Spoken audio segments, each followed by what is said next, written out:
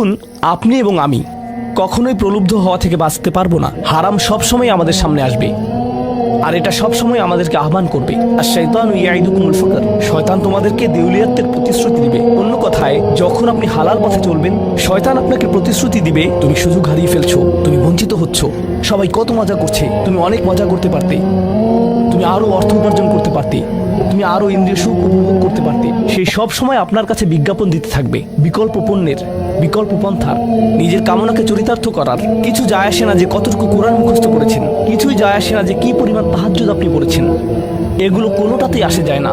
শয়তান থামবে না। দিন শেষে আপনি তো একজন মানুষই। দিন শেষে কামনা বাসনাগুলো আপনার মাঝে থাকবে, আর শয়তান থামবে না, সে আপনার পেছনে লেগেই থাকবে। শয়তানের একটা কৌশল আল্লাহ বর্ণনা করেছেন। তার মনস্তাত্ত্বিক কৌশলটি হলো যায়্যানা লাহুমুশ শাইতানু আমালাহুম। শয়তান তাদের কাজগুলোকে তাদের কাছে আকর্ষণীয় করে দেয়। শয়তান আপনার কাছে আসবে, আপনাকে প্রলুব্ধ করবে। তখন আপনি বলবেন, হ্যাঁ এটা খারাপ, কিন্তু আমি তো অনেক ভালো কাজও করি। হ্যাঁ আমি এলোমেলো কাজ করছি, কিন্তু আমি তো নামাজও পড়ছি। আর আমি তো কাফেরও না, তো সমস্যার কিছু নেই। আর এইবার করেই আমি থেমে যাব, এমন না যে আমি এটা করতেই থাকবো, শুধু একবারই করব। এভাবে নিজেকে সব ধরনের যুক্তি দিতে থাকেন, নিজে নিজে এটাকে বৈধতা দিতে থাকেন। আপনার চিন্তায় এটা এখন আর অতটা খারাপ না।